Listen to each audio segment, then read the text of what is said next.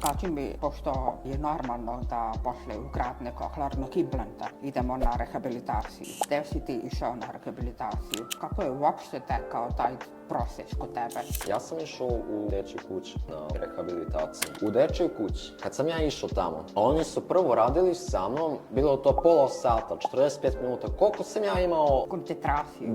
Da sam bio umoran, tamo vamo ne bi ništa bilo. I onda kad tu urade tih pola sata, 45 minuta, koliko bude? A čekaj, a si išao svaki dan ili... Svaki dan sam išao tamo, svaki dan sam išao i kada ja završim to, tu ima iza igraonica u dečjoj kući. I to sad nije to ono bilo kakva igraonica. Ti odeš tamo, ti se izigraš ovo ono, tu ima i sad te devojke koje tu rade. I one isto rade sa tom, kao i psiholozi tamo u dečjoj kući. I sa mnom je radila Vera Krunić. Ona je stvarno dobra. I treba bi da pozdravim Maricu, Lakija, Sandru, one devojke koje radi u dečjoj kući. Sve vas pozdravim. Hvala vam.